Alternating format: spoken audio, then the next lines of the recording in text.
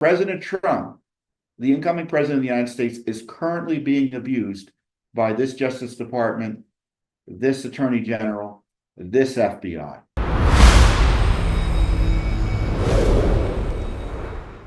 It became official this week that the Republicans would retain, although by a narrow margin, the House of Representatives. So for the first time in a bit, you're going to have Republicans control the presidency again, the House, and the Senate. And Speaker Johnson is going to be the speaker again. So all the Republicans supported that. So I guess any dissent was, at least for now, suppressed as everyone seeks unity. And in the Senate, there was a big battle at the over who will be the Senate Majority Leader. The Senate Majority Leader is the leader of the majority of the senators who control the Senate. In this case, it's going to be the Republican. So he'll be essentially running the Senate because the way Senate Majority Leaders have previously run the Senate is they kind of run it as a little bit of a kind-hearted dictatorship. I guess it's a charitable way of putting it.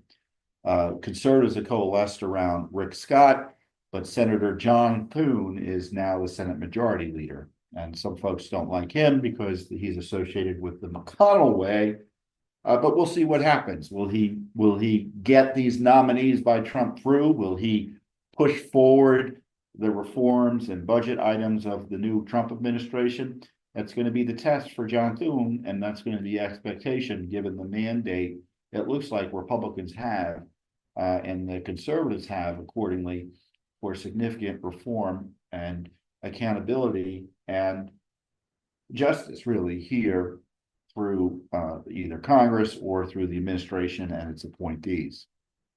And of course, the other big news is the announcement, and President Trump is announcing it almost daily, the appointments of cabinet officials, sub-cabinet officials, and other agency heads in the last week or two. The biggest news is, or there's a lot of big news, but the headlines are Pete Hegseth, the veteran activist, former talk show host over on Fox News, and a veteran. He's been in the military for 20 years, and he's not just any veteran, he's a hero. He's gotten, I think he got what did he get? The Bronze Star twice. So he's a hero, and he's been a critic of the woke Pentagon, the destruction of the morale of our military, the contempt the brass there have for those that they're training by forcing them to go through woke indoctrination, the vaccine mandates, the contempt for the everyday fighting man and woman. And Pete is an excellent choice. I hope he gets a lot of great people around him at the Pentagon because the long knives will be out.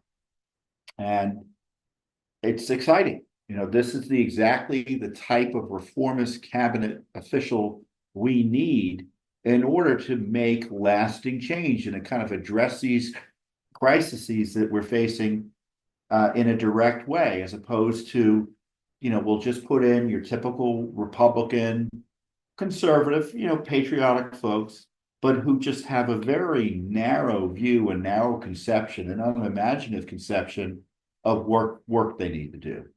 And similarly, we had the appointment of Tulsi Gabbard to be head of the Office of National Intelligence, so a leading intelligence official. And Tulsi Gabbard, of course, a critic of the traditional intelligence establishment here in Washington, D.C., a former Democrat who recently became a Republican. I don't necessarily buy into all of her ideas, but I do know she's a patriot. Again, another great veteran. And I do know she understands the corruption of the intelligence community. And so, again, I call it a magical pick of Tulsi Gabbard. And as if those two picks weren't good enough, he followed up with the astonishing announcement of Matt Gaetz, the now former congressman, because he resigned immediately from Congress, from Florida, who has, from the moment I met him and from the moment I saw him as a leader in terms of battling against corruption and for transparency. He took on all of this corruption by the deep state and the Justice Department, the FBI, et cetera, targeting Trump. He made life difficult for even Republican leaders because of his sometimes lonely and principled opposition to what they wanted to do. And I was on, so he's a great pick for the Justice Department. As I said, it's an inspired pick. And everyone says, well, you know, these folks don't have experience. Experience what? Failing? Being caretakers of the swamp agencies? Making sure there's not too much done to hold them to account? That's the typical Republican approach. And President Trump was not elected to govern as the typical Republican. He was elected to save the country from the deep state machinations that are destroying our Republican form of government. It's not just about destroying him, it's about destroying all the institutions that protect all of us. And I talked about this a little bit with my friend Benny Johnson on the internet the other day. Let's play that clip. Tom, you're a very humble man, and so I'm not going to even say that stuff with you on camera, all right? Because I know it'd make you blush. So. I think you can go on a few minutes, actually. Okay. Yes, I've long awaited your take on this pick. Now, we've asked multiple times on the program in months past, what should a Trump attorney general do? And so the table is set. It's yours, Tom. Your take on the Matt Gaetz selection. You know, I've always been asked, who should the attorney general should be? And I'd be like, I don't know. But I do know what attitude they need to have, right? And what approach they need to have. And no matter who it is, as long as they have the right approach, that's great. And so he had a lot of choices. And Gaetz fits into that mold of having the right approach, understanding, from my perspective, the dire threat to our constitutional republic from this compromised, conflicted, corrupted Justice Department that has spent not just the last 4 years, but I would argue the last almost 10 years trying to jail the regime's political opponent, the top political opponent, Donald Trump, through spying, sedition, conspiracy, smears, raids, gag orders. And as we see with the Secret Service fails, which in my view were purposeful, they literally were trying to get him killed, this regime. So someone like Matt Gaetz is the type of approach, he has the approach that's necessary to deal with this Justice Department. And all these senators, a vote for Matt Gaetz, that's just like the lowest possible bar for what's required. They need to not only support Matt Gaetz and whoever the Justice Department Attorney General is going to be from Trump, but also the reform effort. This Justice Department cannot continue in its current form. The FBI, I think, is irredeemably corrupt, and I don't think it can be saved. So we need the Congress to get on board not only with the appointments, but with supporting the rule of law and making sure these agencies are never able to do what they've done to this country ever again. And I think Gaetz is a great pick. If I were him, I would immediately, basically, what do they call it in the military, where they kind of do these kind of system-wide stand downs, right? To make sure things are being done right for safety and other reasons. That's what he should do with the Justice Department. There should be like an immediate stand down for all of these left-wing activists, prosecutors, employees. Say, stop whatever you're doing, and before you do anything else, unless it's a matter of life or death, let's just take a pill here, take a chill pill until we get a handle as to what the heck's going on here in this agency. That's the least that the Gaetz should do, in my view. And of course, you have, and there's urgency because they haven't stopped abusing Trump. Right now, the Justice Department, Jack Smith, furiously writing reports designed to smear Trump because they can't prosecute him, or so they pretend. Now they're pretending that they can't prosecute him, showing how political it was to begin with. And Jack Smith showing that how political things were to begin with, is planning to leave before Trump comes in. Well, if he was an apolitical prosecutor, why would he time his coming and going to the presidency, coming and going? What difference would it make if Trump comes in? Shouldn't it be held accountable? And doesn't he work for the president and the Justice Department, no matter who's president? These are political operations, and they're operating right this minute as political operations. So President Trump, the incoming president of the United States, is currently being abused by this Justice Department, this Attorney General, this FBI. And the big question is, who's going to run the FBI? Because the expectation is that either Wray will resign or that Trump will fire him. And I think there are obviously, I think there are other inspired choices he can make, like Matt Gaetz, that he can place over in the FBI. He can't, and I've said it once and I'll say it again, after 4 years, the Justice Department needs to be a very different agency. And I don't know if the FBI can be redeemed. I'm not convinced that the FBI can survive any honest effort of government reform. So there's a lot of work to be done. And, Matt Gaetz, he's been we've worked with Matt on significant issues, and, he's a big fan of Judicial Watch. And, I always appreciate his leadership. And there were 2 clips I posted up on the internet the other day that kind of shows why the deep state is aghast that Matt Gaetz might be the Attorney General of the United States.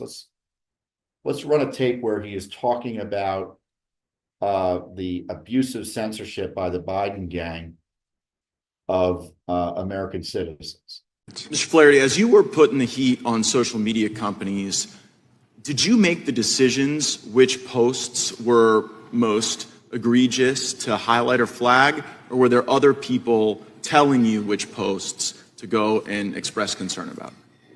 Congressman, I'll say in general, we were lifting up examples of content that we felt were violating. Right, when you say we, I just want to know which human beings were involved in deciding, like, this Leonardo DiCaprio meme had to go. In general, we were discussing specific pieces of content when we were discussing. Again, I know you guys love pronouns, but we is not what I'm looking for. I'm looking for the names of the people. Congressman, I'm not authorized to. Well, you wrote an email on April 21st, 2021. We remain concerned that YouTube is funneling people into vaccine hesitancy. This concern is shared at the highest, and I mean highest, levels of the White House. So we'd like to continue a good faith dialogue here. I'm on the hook for reporting out. Who were you on the hook for reporting out to? Congressman, I can't recall who specifically I was referencing in that document. Because you kind of just strike me as a functionary.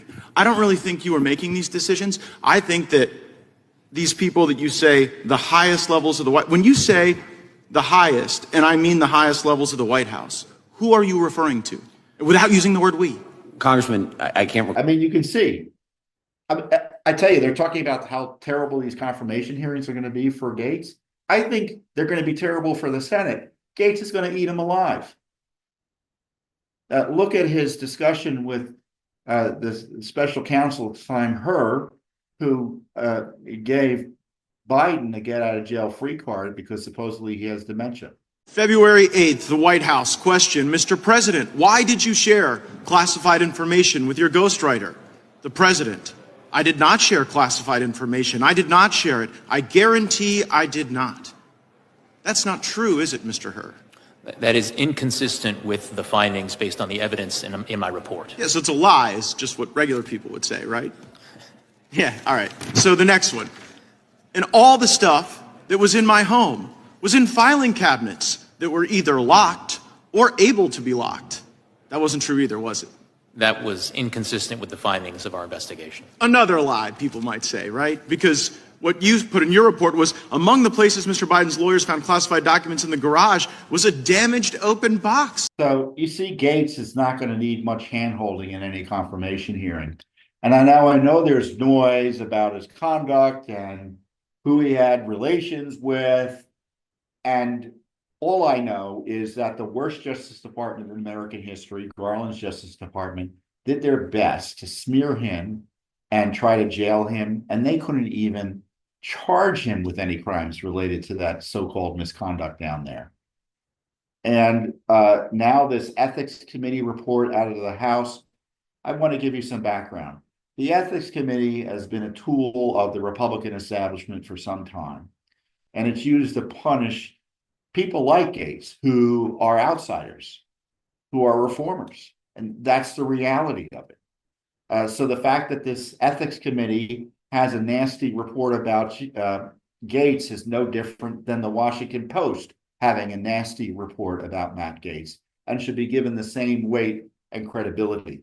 I mean, this same ethics committee has done jack on the corruption that was in their face on Adam Schiff, on Swalwell, on the radical congresswoman from where's she from? Minnesota, Ilhan Omar, and Matt Gaetz. They're planning to leak some crazed report to smear him. So what should be done? You need to call your senators. Do you think all these reformers should be confirmed? Do you think Pete Hegseth should be confirmed? Do you think Matt Gaetz should be confirmed, Tulsi, etc.? Call your senators and let them know what you think. 202-224-3121, 202-224-3121, and ask for your senators and let them know what you think. And also ask for the majority leader's office and let him know what you think. So you should call your individual senators, and you should call Senator Thune to let him know what you think about whether these individuals should be confirmed. I haven't seen anything to keep any of these people out of the positions to which President Trump has nominated them. I haven't. And given, I was talking to the New York Post the other day, and I pointed out, I said, given the loser people that have been running cabinet agencies for the last few decades, what a breath of fresh air these folks are. And I was at an event and someone called it like a war cabinet in terms of their potential impact. And when I was talking with Benny, I don't know if, was it in the clip? I don't remember if it was in the clip now. You know, I highlighted that, you know, we could spend an hour talking about how significant Hegseth's appointment is to the Pentagon. I mean, if I were him, I'd fire all the generals, practically speaking, at least the senior generals. Clean out the DEI. Stop the transgender extremist abuses. Stop killing babies with taxpayer defense funds. I don't care where you stand on abortion, but do you think defense funds should be used to kill unborn babies through abortion? I don't. And certainly the law doesn't allow for it. There's a lot to be done. That's why they don't want Hegseth, because he knows what's up. Same thing with Tulsi. The same thing with Gaetz. So I thank President Trump for these nominees. And it doesn't mean they're going to get a free pass from Judicial Watch, I tell you. We're going to demand answers. We're going to demand accountability. We're going to keep the press on through our FOIA litigation, through our other work. We just don't say, okay, well, there's a good appointee and that's the end of it. It's not the end of it, and it can't be the end of it for you. There's this moment in time, historic, that can be used to achieve significant benefit for the American public in terms of curtailing government corruption.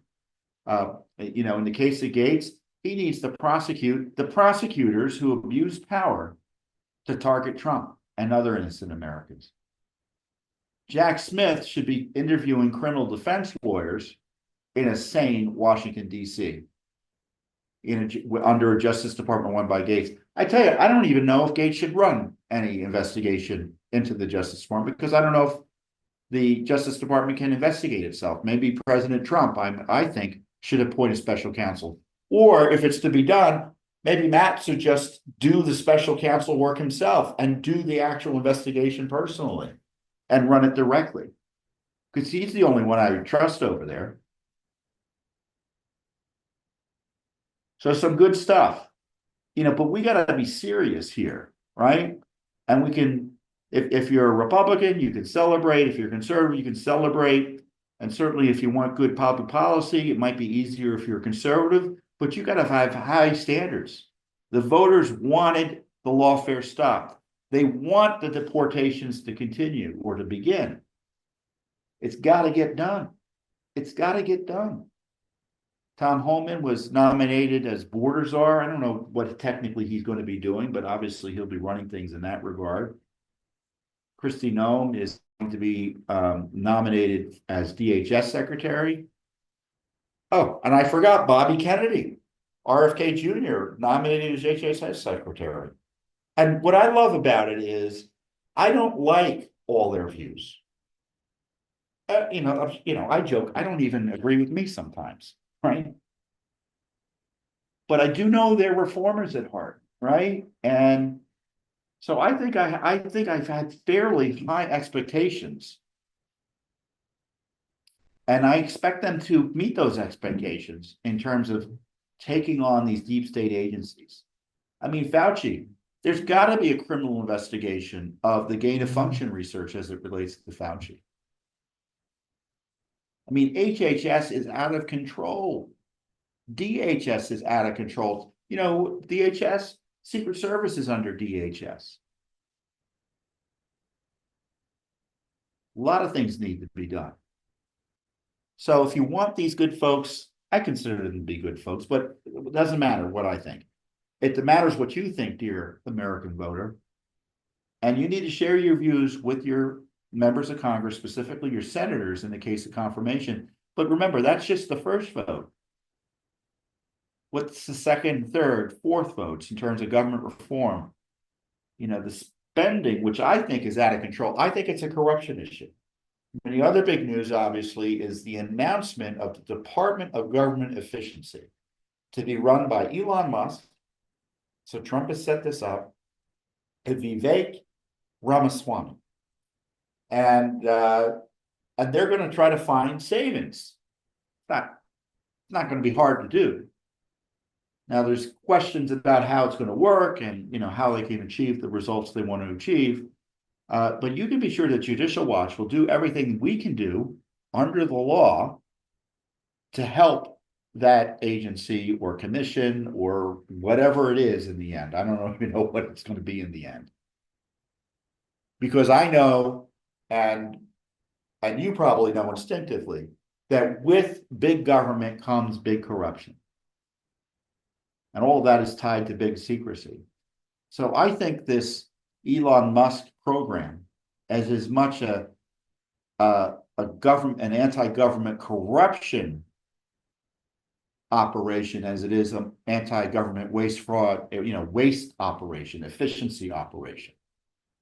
Because the bigger the government, the bigger the corruption. Less government means less corruption. I mean, the reason that FOIA is so important is otherwise no one would know what the government's doing. Congress isn't doing it. They're doing it a little bit better because they've been following Judicial Watch's lead. But if it weren't for Judicial Watch's heavy lifting, we wouldn't know half of what government's been doing. Pretty much all the major scandals that you were concerned about, much of what we know about all of those scandals is a result of Judicial Watch's FOIA work.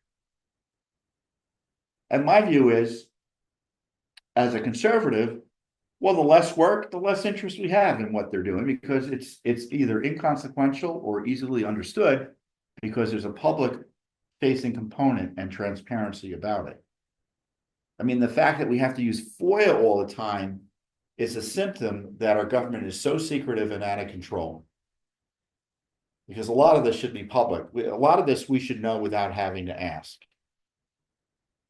So I didn't mean to digress, and I guess I can talk forever about what it is we need to do in the next Trump administration. But I do know what we need to do, Judicial Watch does, and which is to advocate for justice. I want justice. My home was invaded, not literally, but they came knocking at my door, the FBI did, with a subpoena from this corrupt Garland Ray FBI DOJ. FBI agents came to the door of the president of Judicial Watch. I'm the president of Judicial Watch, the country's biggest government watchdog group, if not the world's most effective government watchdog group. And they retaliated against me and our Judicial Watch for doing our job under the First Amendment. I want justice for that. They hauled me in before a grand jury to harass me for daring to question their abuses of Trump and their attempt to steal the election with impunity. That's a crime as far as I'm concerned. It's an abuse of my civil rights as far as I'm concerned. I want justice. I want justice for Trump. I want justice for the other Americans who've been abused by this Justice Department, the other Americans who've been censored by the regime. I want vindication for the troops who were killed in Afghanistan, no one punished during the Biden surrender. I mean, we could go through list after list. What about the sovereignty issue? What about the border? Let me put it this way. Either we deport them or they become citizens. There's no in between. And if you want the invaders to be here forever and become citizens, then just say no to deportation. But I don't know about you, and I suspect most Americans agree that if you're here legally, you need to go home.